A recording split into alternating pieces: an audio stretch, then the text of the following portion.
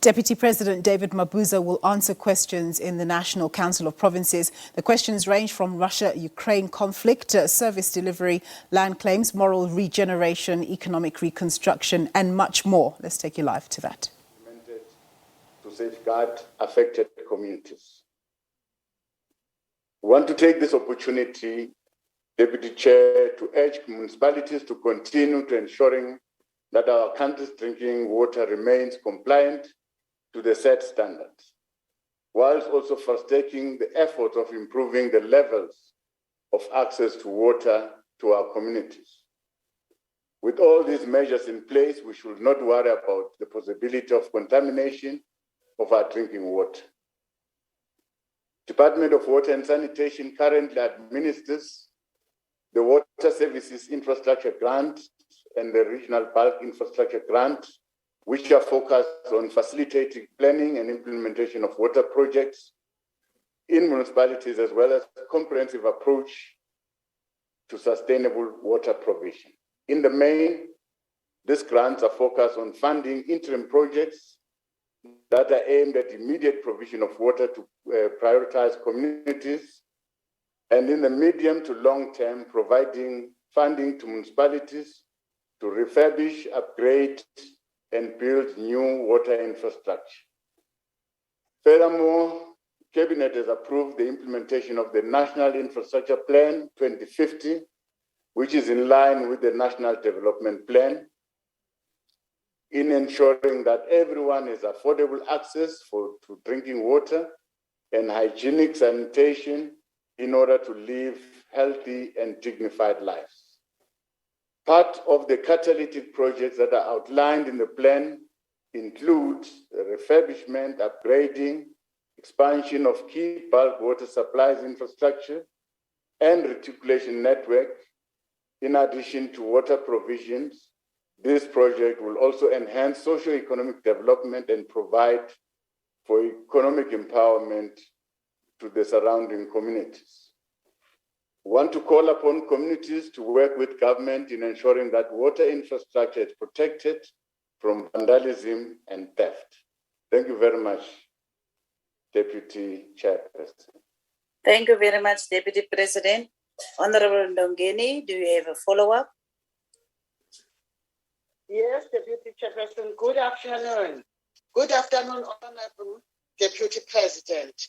Thanks for the response you gave to us. But I have one follow-up question. The National Treasurer continues to allocate infrastructure grants for bulk water infrastructure development, maintenance, and supply.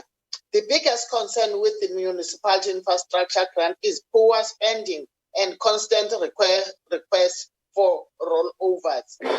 While a total of 15.9 billion in MIG allocation were transferred to municipalities between July 2017 and March 2018, the Department of Cooperative Governance and Traditional Affairs has since evoked Section 18 of the Division of Revenue Act to a large number of municipalities that did not meet the expenditure requirements of comply of the provision of the Act. Here is my question, Honorable Deputy President.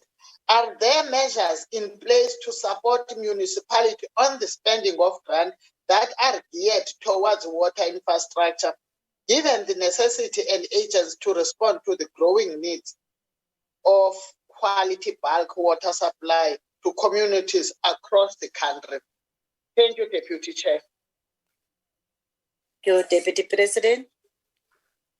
Thank you, Deputy Chair. The problem of underspending and not delivering on performance plans, to our take, is a function of lack of capacity in most of our municipalities. So as government, nationally, we are empowered through Section 62 and 63 of the Water Services Act to intervene in municipalities where monitoring of municipal water and sanitation services by the Department of Water and Sanitation indicates failure to adhere to national norms and standards, subject to to Section 139 of the Constitution. In the recent Cabinet Lekgotla in January, we identified a number of challenges that are affecting a lot of municipalities, as well as the lack of rapid response to emergency situations, such as sewer spillage and residential areas. Now, all these challenges, we are prepared to resolve them together with municipalities, observing the intergovernmental relations as provided for in our Constitution. We prepare to support municipalities in terms of ensuring that the water boards that are supposed to do certain functions do these functions timelessly without failure. Like I've said, COGTA is currently working on the intergovernmental monitoring support and intervention bill to address some of these challenges so that we don't delay in terms of our response. Thank you very much. Thank you, Deputy President. The next follow-up will be from Honorable Brotese. Thank you, Honorable Deputy Chairperson. Honorable Deputy President, recently the Water and Sanitation Department revealed that every single one of South Africa's major water and sanitation projects currently under construction have missed their initial deadlines. As water quality is closely linked to quality infrastructure, what steps is the government taking to address the poor project management of the 20 infrastructure projects in question? I thank you. Honorable Deputy President. Thank you, Deputy Chair. As government, we have reinforced and solidified our working together with municipalities and provinces using the district development model, where together we plan for incomplete projects and new projects that must be started. Where there's an indication of lack of capacity from the side of a municipality and the province, the National Department of COGTA and Water and Sanitation will intervene by necessarily supporting these municipalities in terms of capacity. So we're quite certain that going forward, all the projects that are there will be completed on time. We have given a recovery plan from those projects that are lagging behind. We think we are going to meet the deadlines. Thank you very much. Thank you, Honorable Deputy President. The next will be Honorable Apleni. Follow up. Thank you very much, Deputy Chair. Deputy President, the inability of municipalities to provide basic services such as water is evident in the Eastern Cape, and the failure to collect refuse is evident in the municipalities such as Mangaung in Free State is as the result of two things. The first one is that the equitable share municipalities get from the National Treasury is simply not enough, particularly for small municipalities. The second one is that municipalities hire poorly qualified individuals to undertake these tasks. Do you have plans to address any significant way the funding mechanisms for municipalities, particularly rural municipalities, to deal with these challenges? Thank you very much. Honorable Deputy President. Thank you very much, Deputy Chair. All the projects that are under planning that are supposed to be implemented during the course of this financial year, the scorecard is being monitored at the district level, where all the three spheres of government will collaborate. So in that regard, we'll use this very same platform to support where support is needed from the side of municipalities. I'm talking about in cases where there's a lack of appropriate qualified people that should help to implement these projects. As national government, we stand ready to support municipalities. I don't think, therefore, Honourable Member, that the grant that we're giving to municipalities is not enough. In a number of instances, the grant is being utilized for other things other than what it is intended for. So we're ensuring that all the grants that are given to municipalities are used for the specified task, that is water and infrastructure.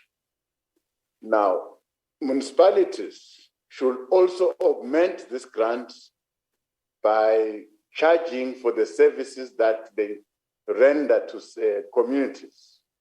For instance, communities are paying for water so that municipalities can manage their infrastructure and repair damages. So maintenance and the appointment of qualified people can be utilized from the money, the revenue that they collect from the communities, and use the infrastructure grant to expand and put new infrastructure where necessary. So it's a question of utilizing this grant appropriately and servicing the communities appropriately so that you can get the revenue required. Thank you very much. Thank you, Honorable Deputy President. The next follow-up will be from Honorable Khadebe.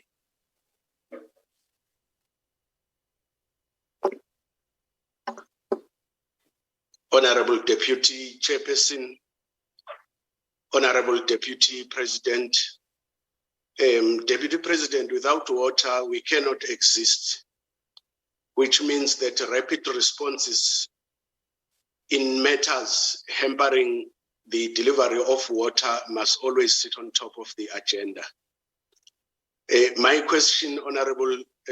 follow-up question, Honorable Deputy President, is what is government's rapid response plan to address thousands of kiloliters of water lost due to aging infrastructure in municipalities? Thank you.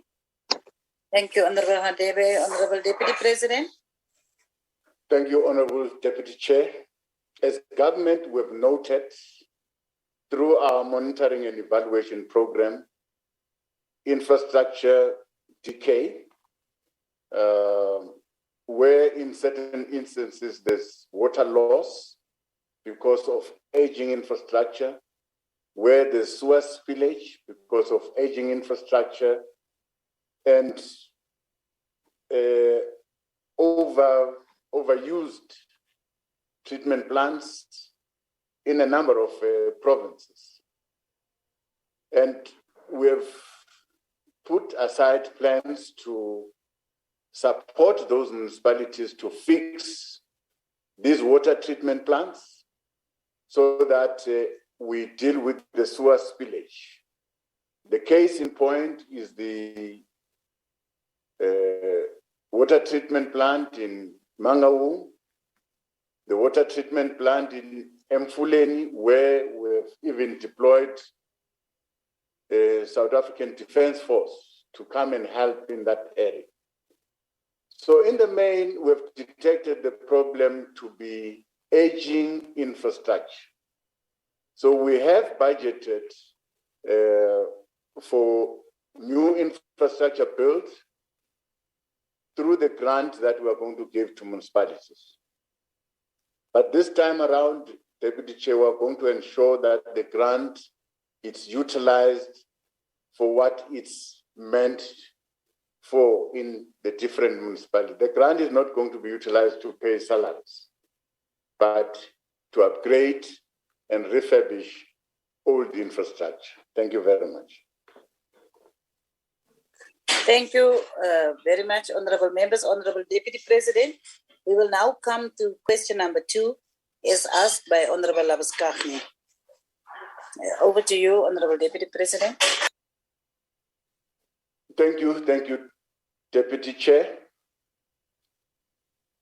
The President Ramaphosa took a call with President Vladimir Putin of the Russian Federation to express our support to the ongoing negotiations efforts between Russia and Ukraine. We believe, Deputy Speaker, that diplomacy is always the most sensible pathway in averting outbreak of conflict and war. It should be pursued even when we're already in a situation of war, so that we end it and engage in a post-conflict reconstruction measures. South Africa continues to call for de-escalation of conflict, cessation of hostilities, and for the parties to work together towards building trust and confidence by intensifying existing peace mechanisms and dialogue in order to achieve long-lasting solutions to the conflict.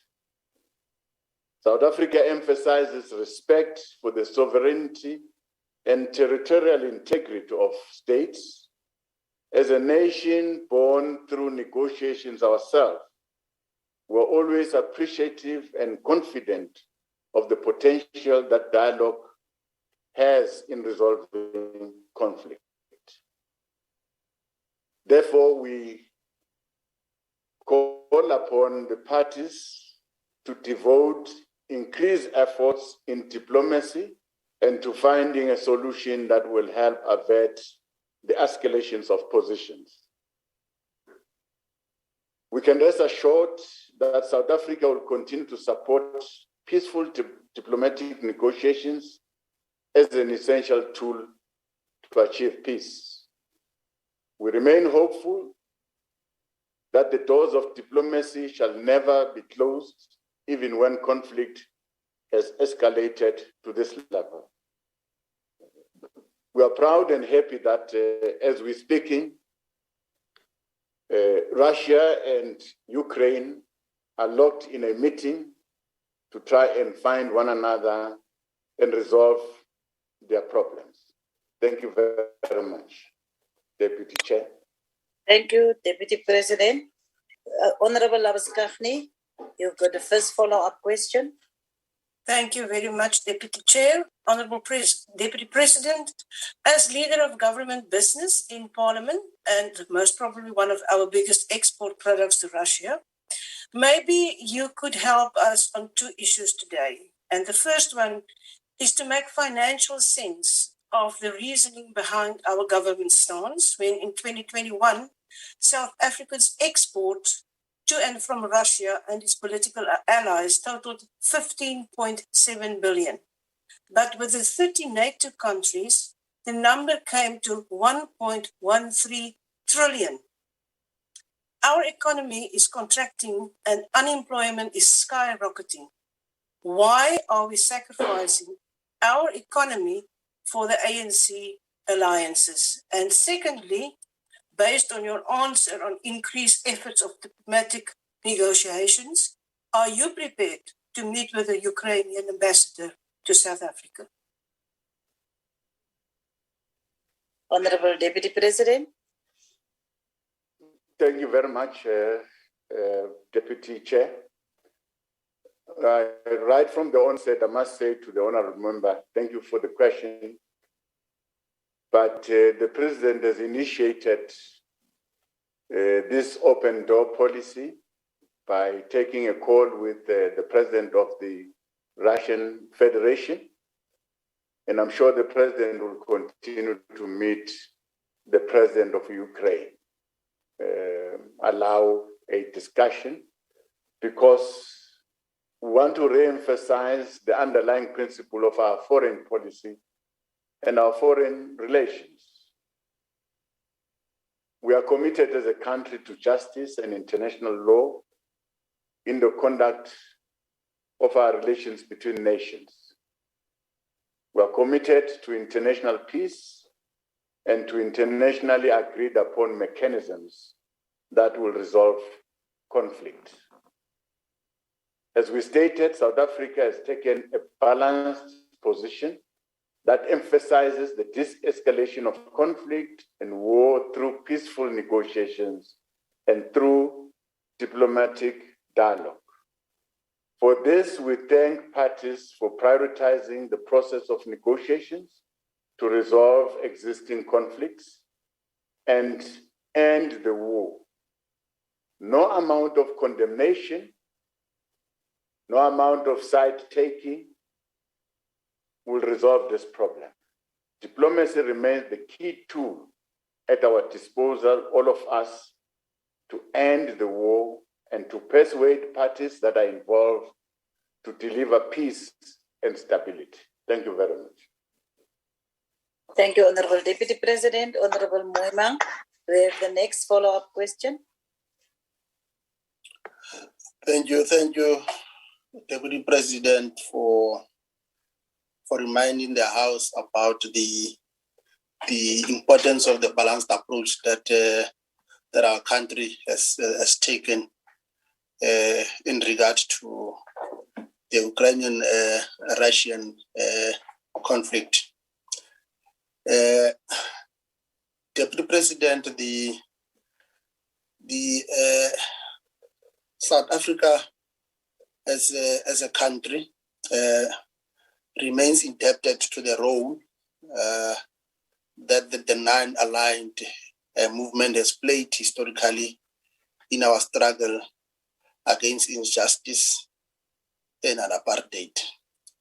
And that is the reason why we believe that as a country we continue to embrace the principle of non-aligned and non-alignment in discharging our historic role and responsibilities to resolve global conflict.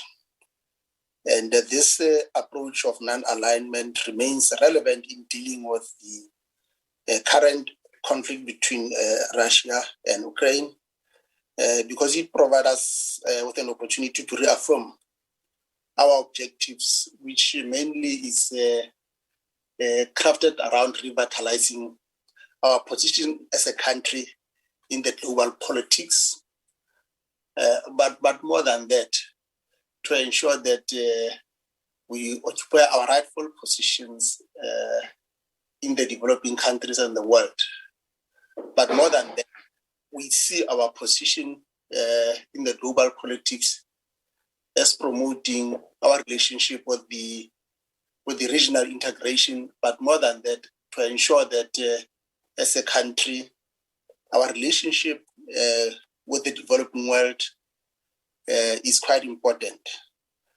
Now, my question, President, is what is the view of the Deputy President to my firm view that there is no contradiction between our continued call for mediation and peaceful resolutions and the principles of non-aligned? Thank you, Deputy President. Honorable Deputy President. Thank you, Deputy Chair, and thanks for the follow-up question. There is absolutely, Deputy Chair, no contradiction in the position that we've stated, because we believe that diplomacy is always the most sensible pathway in averting conflict and war. Even when we're already in a war situation, diplomacy should not be neglected as a means towards peace and stability. Conflict and war, honorable members, can stunt growth, can inhibit development. It will always breed discontent, and it is a recipe for further disaster. At the receiving end of any conflict, it's always the ordinary people, mostly women and children, that bear the brunt of the pain and disruption of their lives. Many countries in the continent, honorable members will remember, have gone through many conflicts. South Africa is one case in point where a nation born out of a conflict, and we chose a negotiated settlement, which has proven to be the best and long-lasting solution to our problems. As we stand today, we still continue talking about our problems. Some are not resolved, but the door of dialogue, engagement remains widely open. Thank you very much. Thank you, Honorable Deputy President. Honorable Du Toit, you are the next follow-up. Thank you, Honorable Deputy Chair. Deputy President, it's common knowledge that you yourself and the ANC has historical ties with Russia. President Ramaphosa was reportedly unhappy with the Minister Naledi Pandor's strong statement calling Russia to withdraw their troops from the Ukraine. Honorable Mabuza, you and the presidency continue to support Russia, or stay neutral, as you call it, even if the possibility exists that Western and NATO countries might impose sanctions against South Africa on that view. Will you continue to hold this stance, even if the possibility exists that sanctions might be imposed against South Africa, thus placing the stance of the ANC above that of the country? Thank you, Deputy Chair. Honorable Deputy President. Thank you very much. I think we must clarify one position, that the leader of government is the president. And in any foreign matters, the president would be the rightful person to guide the country. And I think we support the statement made by the president that we will prefer mediation, dialogue as the best way to achieve peace, sustainable peace. Yes, we've got strong relations with the then Soviet Union, the now Russian Federation. We are cooperating together in the platform called BRICS. That does not mean that we are blind to the situation that is obtaining now between the conflict that has arisen between Russia and Ukraine.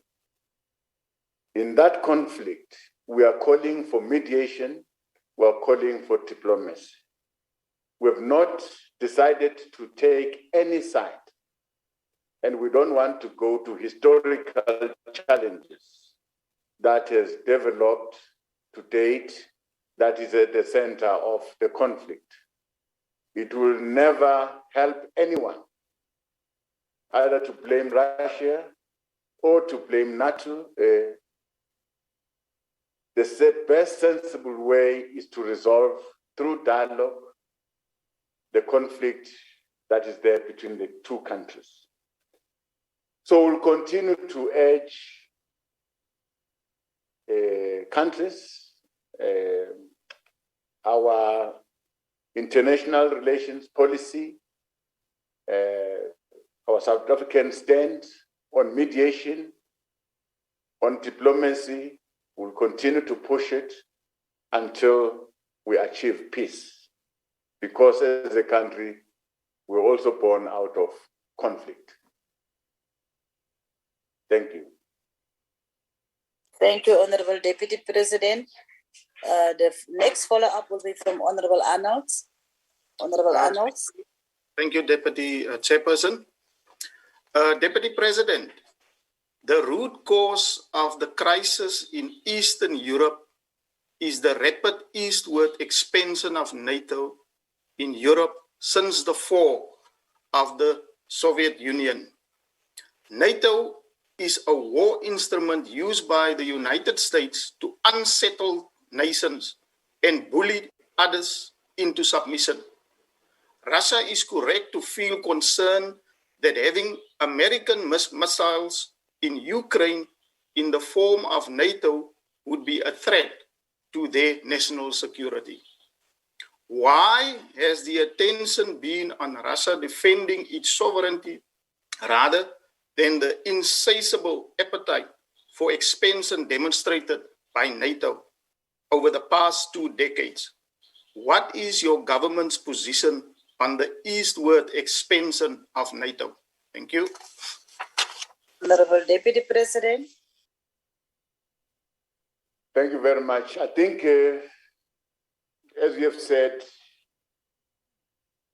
taking the root causes of the problem, that is the expansion of NATO towards the east, you're correct, because there were agreements that were reached not to expand NATO even with 1 inch towards the east.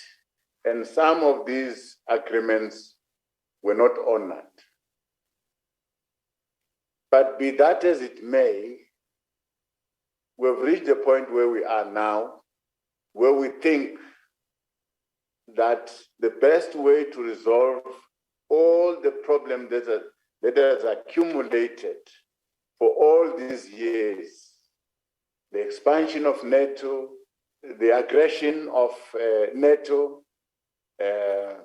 and the response from the Russian Federation. We think there's a possibility of opening a platform where we can mediate, where the parties can talk and resolve their problems. We want to thank the Russian Federation, especially President Vladimir Putin, for opening space for mediation and talks between his government and the government of Ukraine. As we're speaking now, they're in a meeting, they're trying to resolve their differences, which we support and will continue to support. Thank you very much. Thank you, Honorable Deputy President. We will now go to question number 3, as asked by the Honorable Dangwa.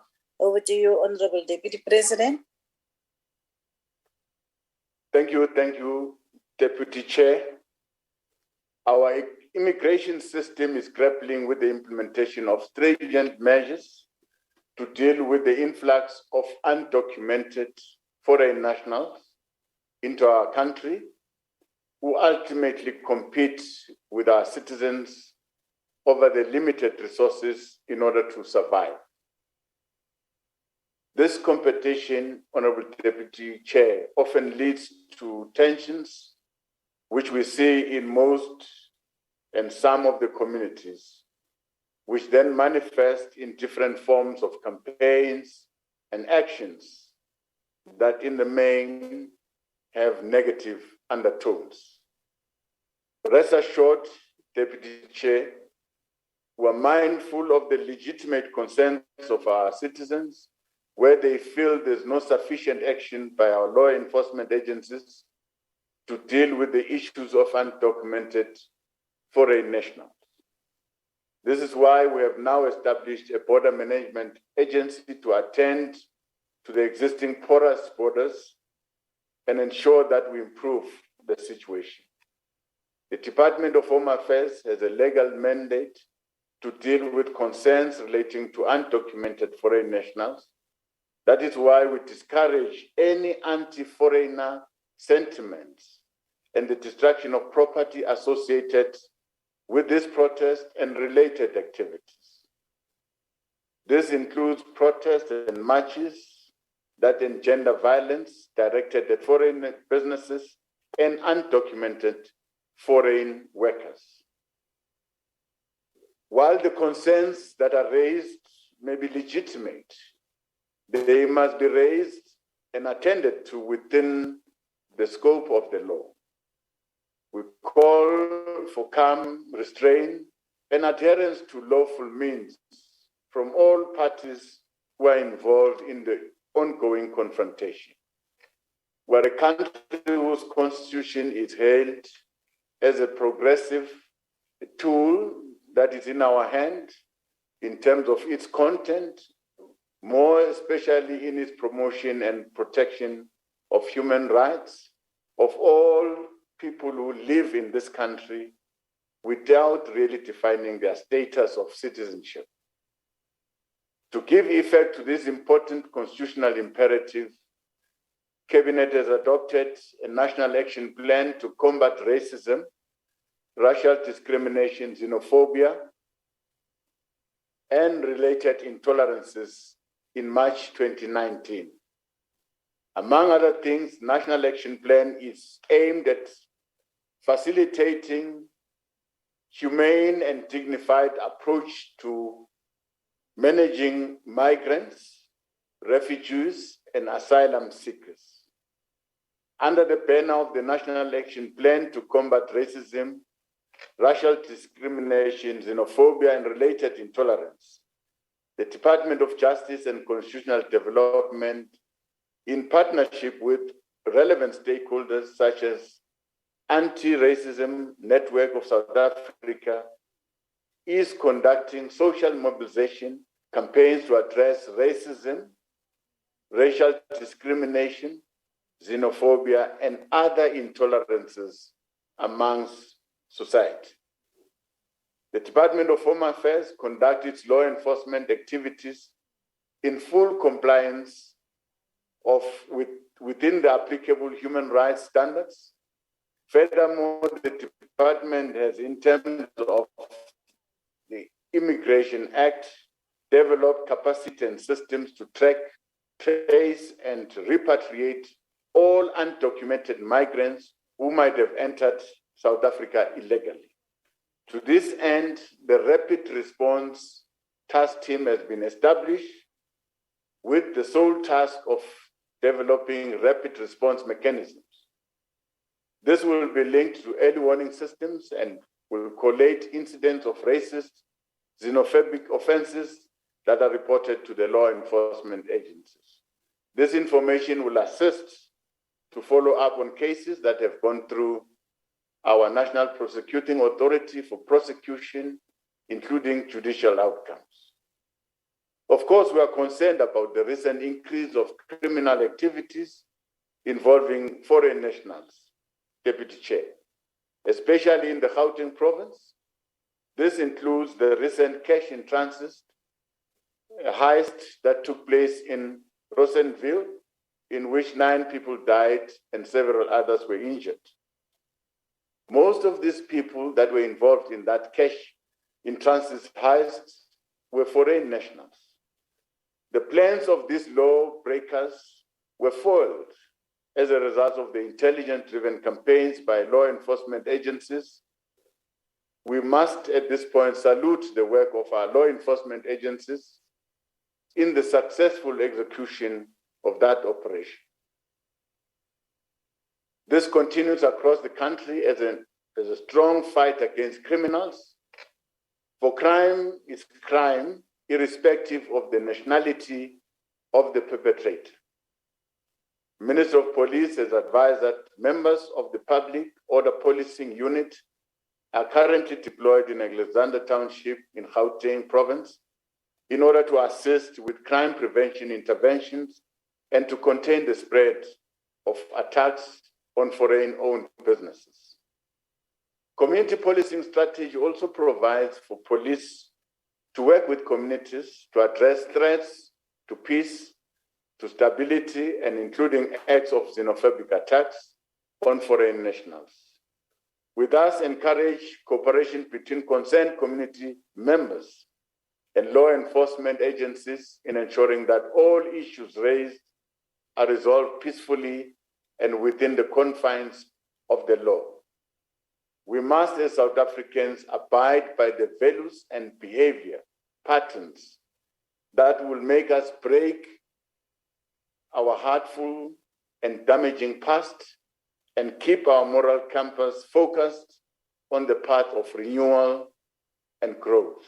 Thank you very much, Deputy Chairperson. Thank you, Deputy President. Honorable Dango, your follow-up, please. Thank you very much, Deputy Chair. Honorable Deputy President, we welcome the interventions that you have highlighted, especially those that are geared towards finding a lasting solution to the increasing concern about our porous borders and ensuring that the issue of the large number of undocumented immigrants does not lead to uncontrolled levels of lawlessness and Afrophobia. The issue of cross-border crime, especially in provinces such as Gauteng, KwaZulu-Natal, Free State and Limpopo, has demonstrated an urgent need to allocate more resources to crime prevention and monitoring measures and proper resourcing of border management. Beyond the Border Management Authority, are there any plans to ensure the proper resourcing of border management and intelligence-driven initiatives like the ones that we saw in Rosettenville to ensure the protection of communities from cross-border crimes? I thank you very much. Thank you, Honorable Dango. Honorable Deputy President. Thank you, Deputy Chair. The issue of cross-border crime, especially affecting communities along the borders,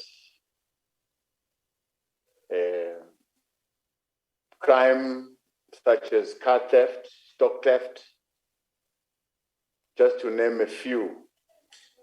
These are of great concern to the state, and this matter is receiving priority attention from the Justice, Crime Prevention and Security Cluster. We can assure the House that Border Management Authority will from now henceforth be properly and sufficiently funded to ensure that borderline infrastructure is properly maintained. Already the recruitment of the first cohort of border guards is currently underway. On the intelligence-driven initiative to deal with border crimes, the agency will collaborate with other security and law enforcement agencies in the Justice, Crime, Prevention and Security Cluster. The Department of Employment and Labor also developed a national labor migration policy, which is aimed to achieve a balance in the following major areas: to introduce maximum quotas on the total number of documented foreign nationals with work permits, work visas that can be employed in major economic sectors in our country, such as agriculture, hospitality and tourism, and construction. The national labor migration policy will be complemented by small business interventions and enforcement of a list of undesirable sectors where foreign nationals cannot be allocated business visas. Amendment to the Small Business Act will limit foreign nationals establishing small businesses and trading in some sectors of our economy. Government will continue to impose various obligations on both employers and the foreign national to transfer skills to locals, and permits will be limited to specific durations and time for foreign nationals who are here on work permits. Thank you very much. Thank you, Honorable Deputy President. Honorable Hadebe. All right, that's where we come out of that parliamentary question and answer session with the Deputy President David Mabuza.